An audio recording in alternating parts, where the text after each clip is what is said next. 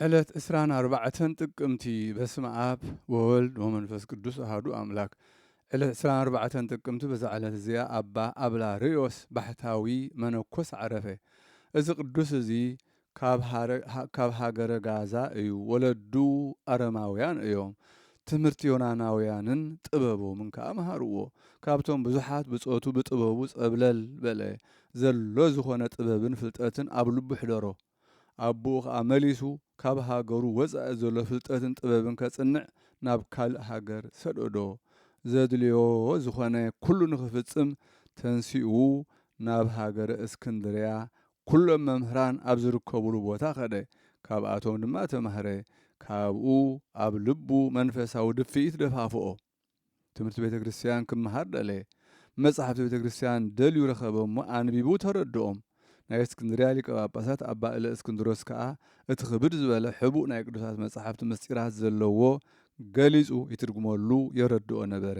ካብኡ ብጎይታና ኢየሱስ ክርስቶስ ኣሚኑ ብኢድ እለእስክንድሮስ ጥምቀት ክርስትና ተጠምቀ። ድሕሪዚ ዓብዪ ተጋድሎ ተጋደለ። መነኮስ መሲሉ ኣብ መንገዲ ምንኩስና ተጸምደ። ካብኡ ናብ ቅዱስ ኣባ አንጦኒዮስ ከይዱ ካብኡ መንገዲ ጽድቅና ተማህረ።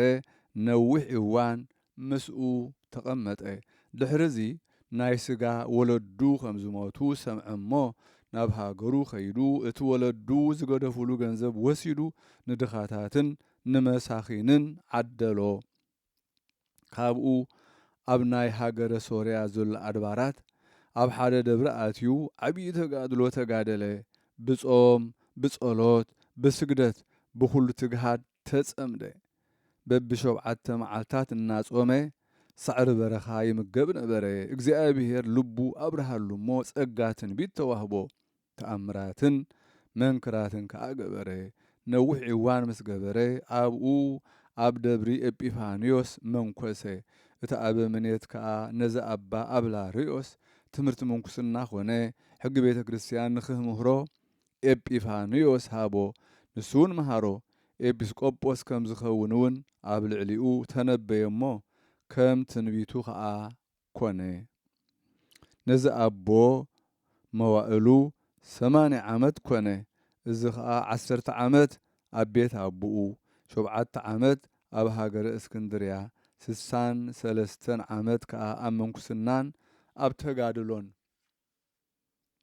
ንእግዚአብሔር ባህ መሰበሎ ብጽቡቕ ሽምግልና ዓረፈ።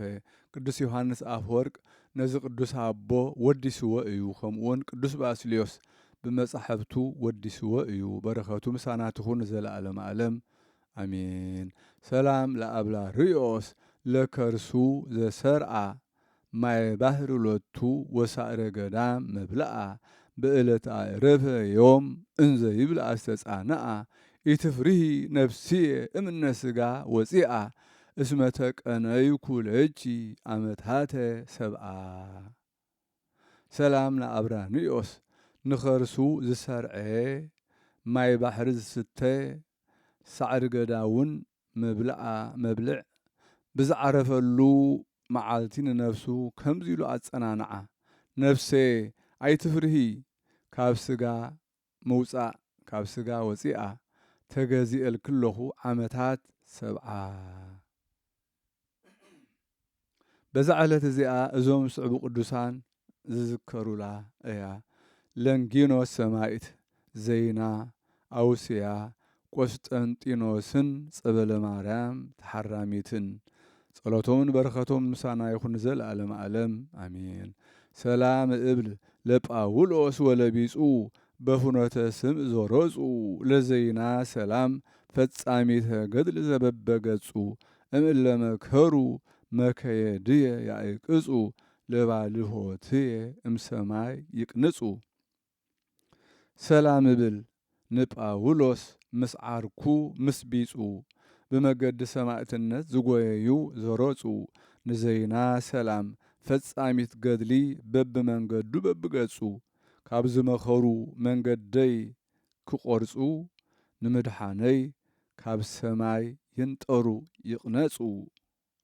ሰላም ለእቺ ጸበለ ማርያም ተሃራሚት እንወይነ መሃዛት ወእክለ ወራዙት ተውላጠ ሕማምች በስጋ መጠነ ብዙ ዓመታት በገነተ ጽጌ ሀበተ ነጽፈ ዕረፍት ከመንባ አሃውቺ ብቁነ እህት ሰላም ንዓኺ ጸበለ ማርያም ተሐራሚት ካብ ምስታይ ወይንም ሓዙት ካብ ብልዕ ወራዙት ለውጢ ሕማምኪ ብስጋ ኣስታት ብዙሕ ዓመታት ኣብ ገነተ ጽጌ ኣብ ዝተነጽፈ ዕረፍት ኣሕዋትኪ ክንኣቱ ሓግዝና ሓብትና ሓብት